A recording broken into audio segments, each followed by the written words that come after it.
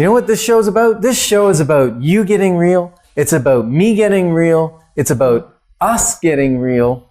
And because we're about real estate, and yet this show, whether you're thinking of selling a home, buying a home, or investing in real estate, doesn't really matter. Even if you're not thinking of any of those, because we're going to talk about the real us. So welcome to another episode of the Inside Track on Real Estate with the Decker team. And I'm Ken Decker. And I'm Yetta Decker. And what's kind of cool about that is it actually kind of does matter about us being real as it relates to real estate. Because what I have found when I've done work with other professionals in other industries, when they're real about who they are and they're not just doing their job to do their job. Mm-hmm. They're actually really invested in their job, and I can get a sense of who they really are. So when I know somebody has come to their profession because of their own personal experience, it elevates how they care for me. Okay. Isn't that true for you? Yes, because of course you bring to your career, to your job, all of the experiences that your life has had. Yeah. And you draw from that. You do. Even though you may have expertise in your job, there's probably experiences in your life that assist you in creating the best you and the best work for whoever you work for. Right. So I just think that's interesting and helpful. So I'm saying it slowly for a minute because it's kind of nice to ponder those thoughts. What does it really matter? Whether you know who we are or you don't know who we are, and whether we know who you are or we don't know who you are. Well, I would tell you, when I get to know my clients and who they really are, I can serve them so much better. Yeah, and many times we become who we are or who I am through things that have happened in my life. Many times it's because I bottomed out. What I call bottoming out. There's probably a further bottom, but when you start coming back up, that was your bottom. At that time. And my bottom may not be as low as someone else's bottom. Right. Yep. And I may have to do it more than once because I'm a thorough learner. So what we get to do today, which is kind of fun. So let's start in where we are now before we get all sad in the bottom. Yeah. Yes? Is somebody that gets to help you around real estate decisions, which is a real honor. Mm-hmm. Right? So you're a real estate broker. Yeah, you're right. Mm-hmm. And so are you. Yes, and we're real estate owners. We own both a real estate brokerage, which has multiple agents in it, as well as we're real estate owners in that we own investment properties. Right. All over the city and in Kempville and Brockville. Yeah. And then we work with buyers and sellers with real estate. Yes. Right? So that day-to-day of helping people make great decisions around real estate. And we're authors, published authors with the Wealth Formula, which is all about helping people move from debt to no consumer debt and building wealth, just like it's described in the Bible. We're not to be borrowers, we're to be lenders. Right.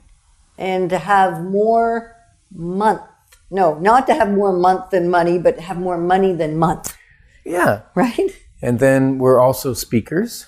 Right. We've spoken at many conferences. And maybe you have a conference coming up that you need a keynote. We might just fit that if it's the right fit. It's kind of like the right fit home. So now everything has become about, is it the right fit? We've even had the privilege of working with our family.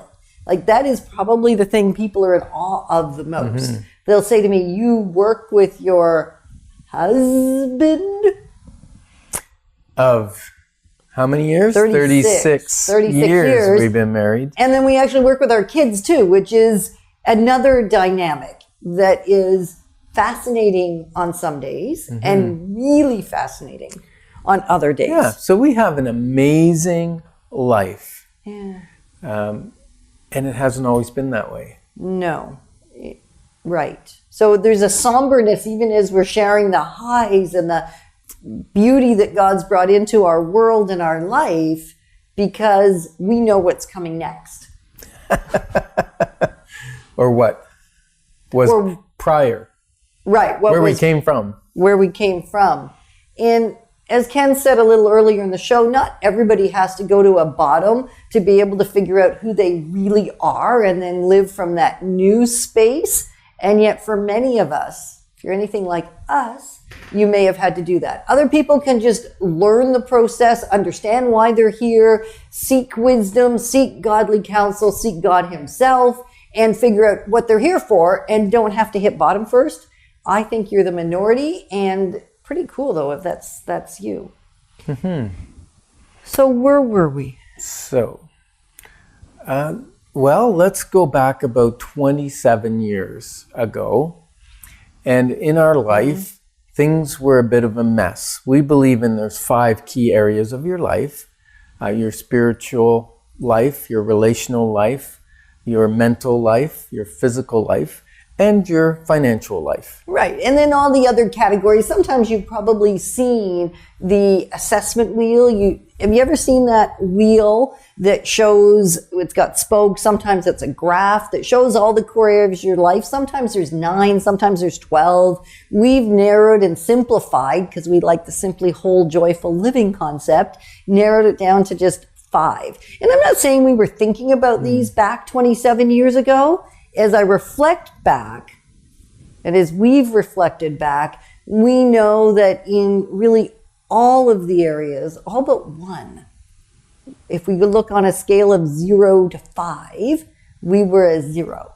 And the one that we weren't a 0, a 1 or a 2. And that was health. That was the least messed up space in our life. And I think a lot of that was that we were 27 years younger.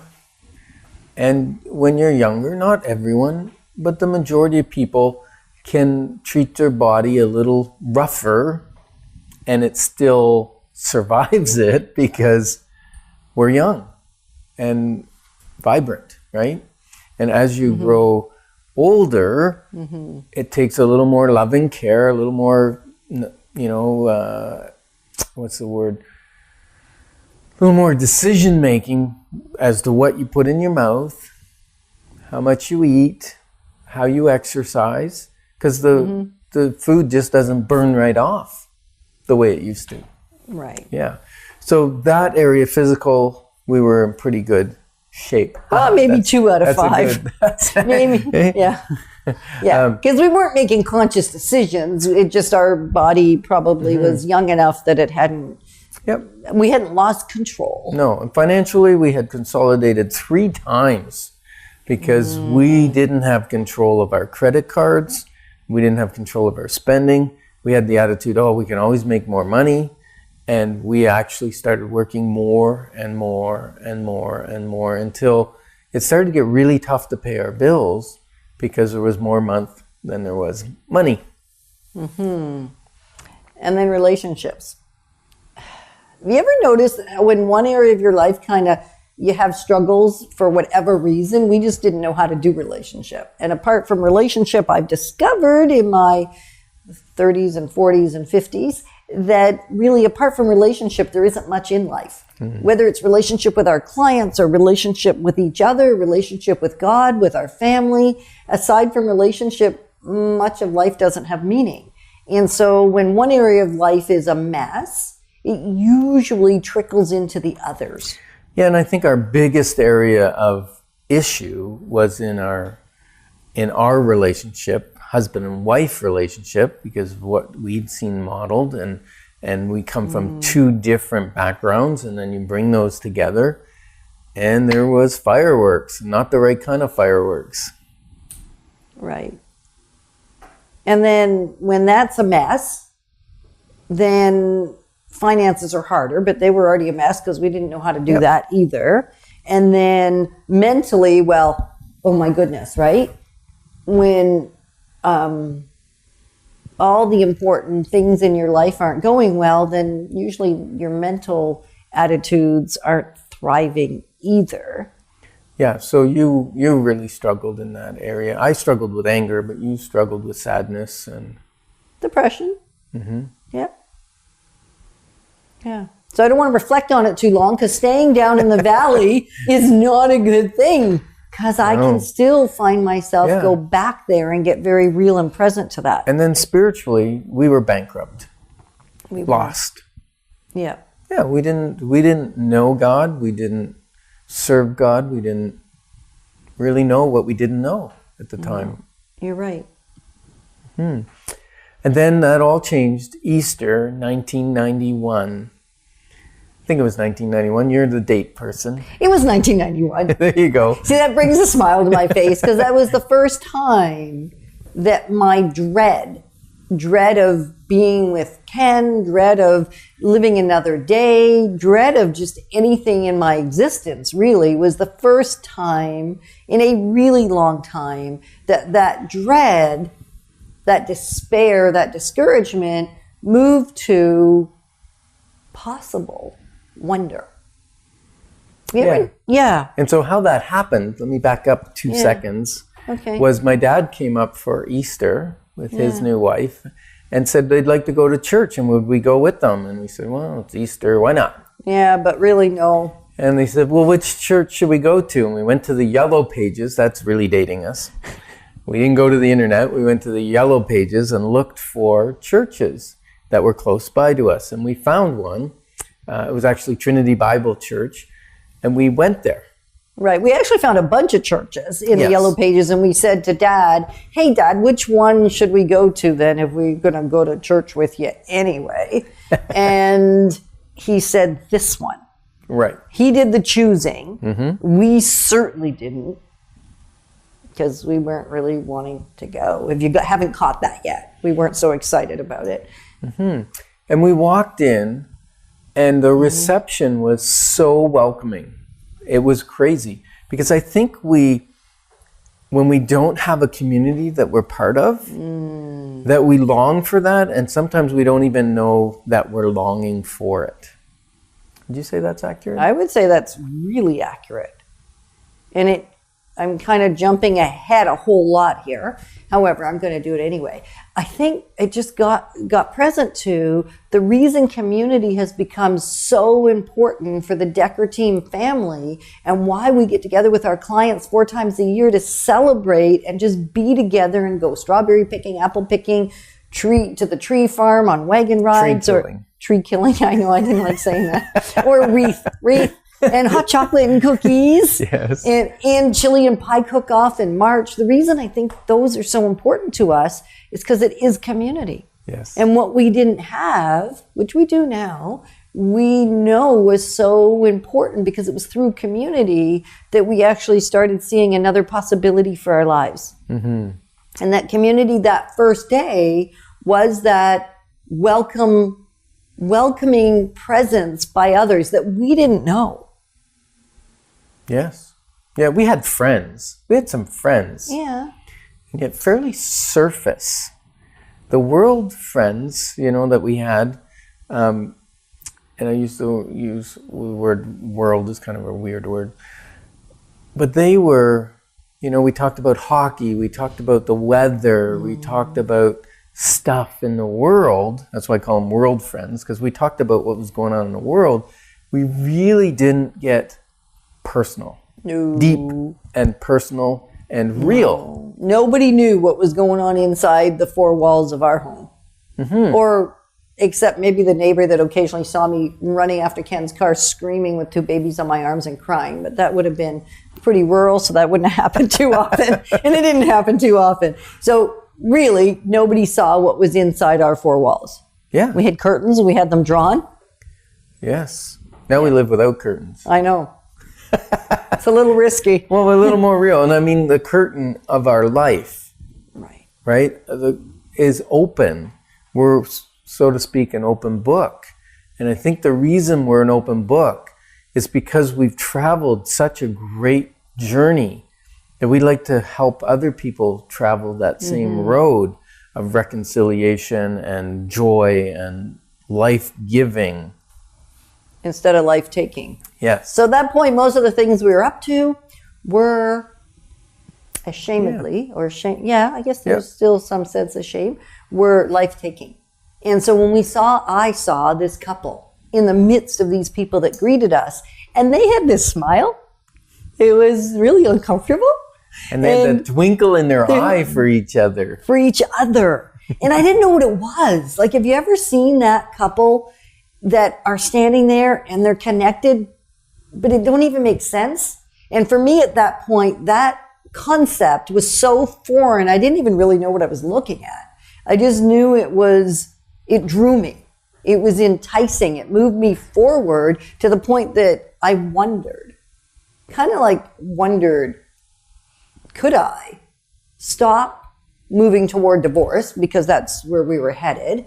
Could I stop being angry? I mean, it kind of came as a flood, but I mean, it took days and weeks and months kind of for all to unpack, except it was that moment that I thought, I wonder if there's life for me that's possible that would be life-giving rather than life-taking. Mm-hmm.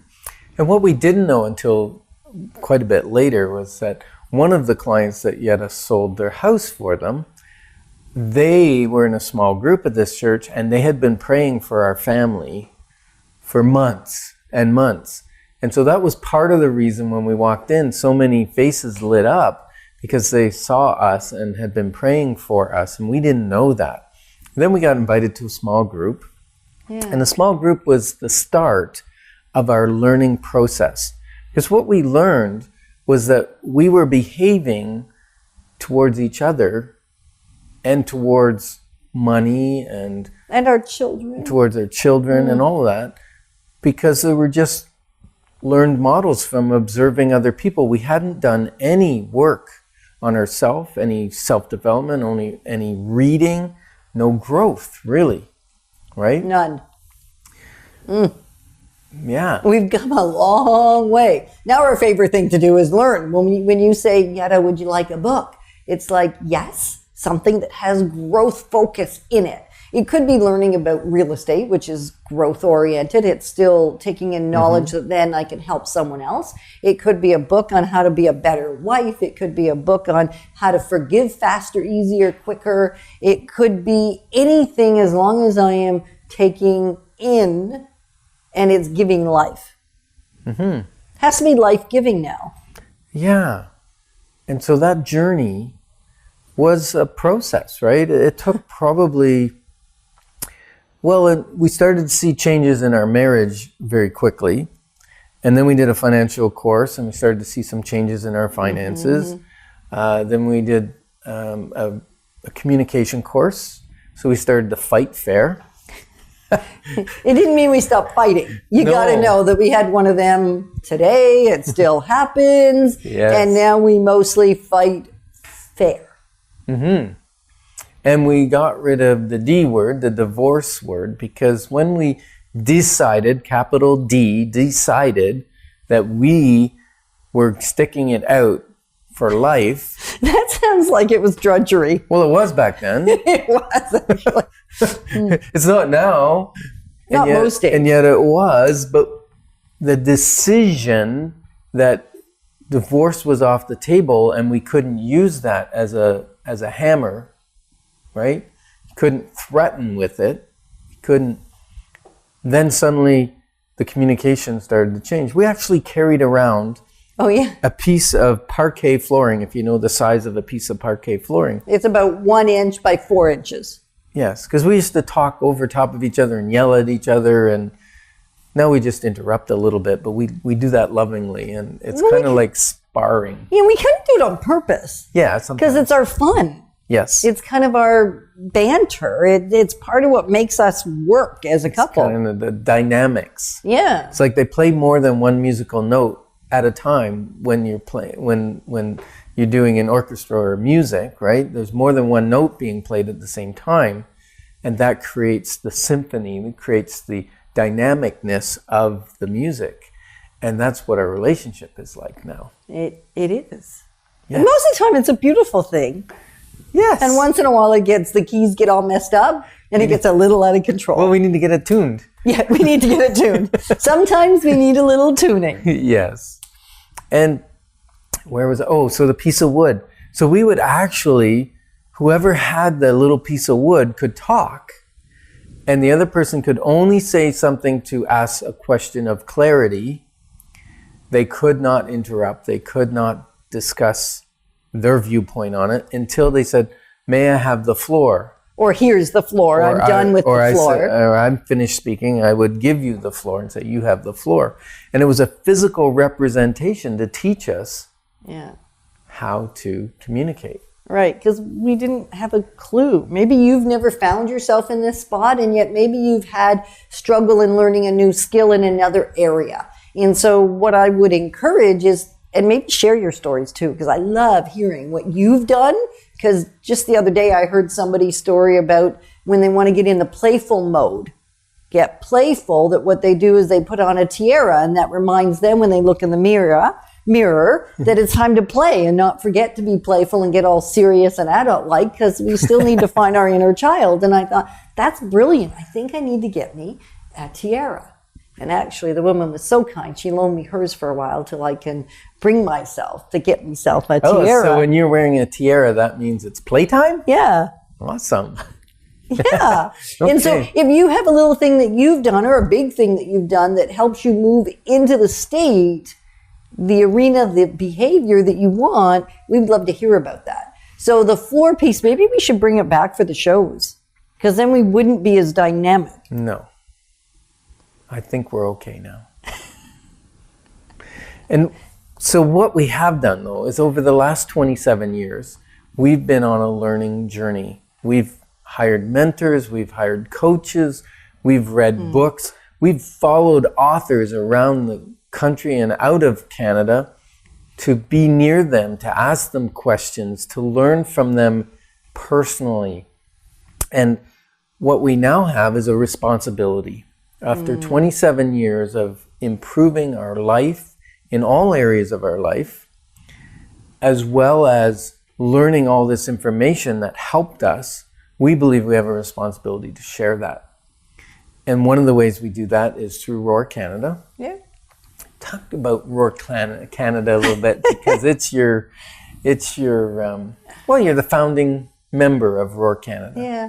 Roar Canada really is an opportunity of just activating, champion, and transforming each other's lives, because they can't do it in isolation. I mean, the big thing that we got out of moving all of those core areas of our life from a 0, or we said health was, or, physical was maybe a 2, the others, relational and spiritual and financial, and what did I miss?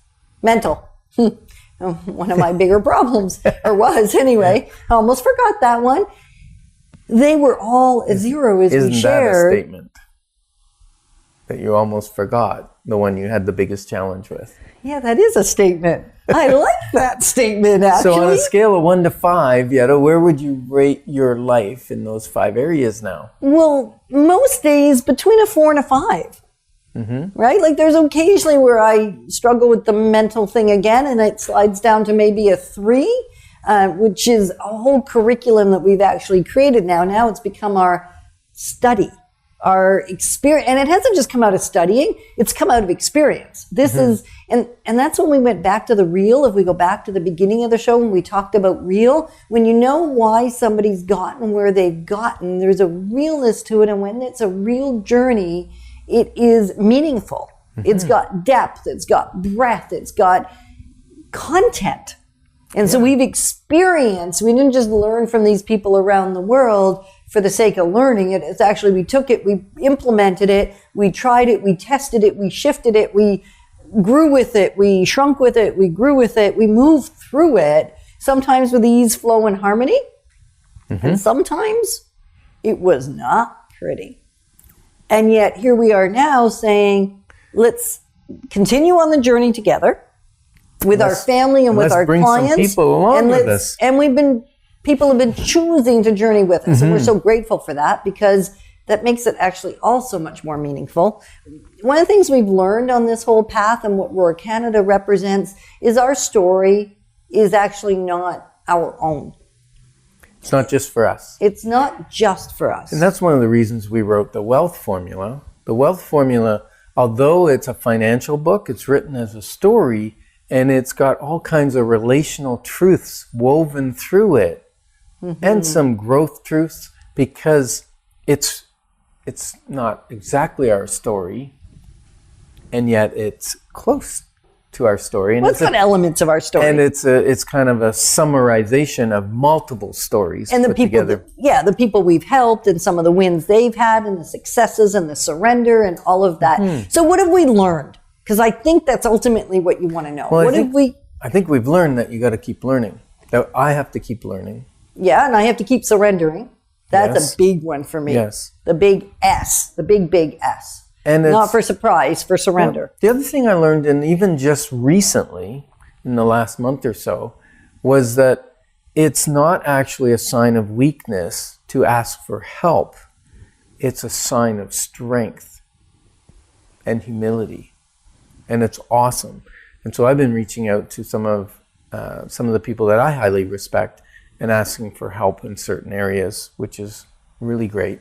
And the one thing we did recently, several months ago, we took our two oldest grandchildren with us to California and went to a 2-day workshop for teens called Motivating the Teen Spirit. And it was amazing, amazing to see teens released from guilt and shame and being able to become real with things they've struggled with, the things they've done, mending relationships with family members. Just a beautiful, beautiful time. And we've liked it so much that I'm investigating motivating the teen spirit to Ottawa. So you might want to just connect with us, comment if that's something that you might have interest in, or maybe you're struggling with a teen-parent relationship. Could be the secret sauce, so to speak. And Yeah. so what other big learning is we can't do it alone. We couldn't do this thing alone. We couldn't have done this journey without God. We couldn't have done this journey without each other. And we certainly couldn't have done this journey without all the other amazing people that have entered our world. And so that's just really powerful. And even in relation to real estate, we had lots of breakdown there too. And so even from business ownership, I mean, we just grazed the surface of the struggles, and yet to know how much growth and joy and peace and harmony has come really just from making one little choice after another little choice. It's tiny little baby steps, tiny, tiny, tiny little steps just piled on top of each other have changed everything. So this time has flown by as we've shared a big chunk of our life. And we just like you to know that we are your family, partnering with you as we move forward together, living a simply whole and real life.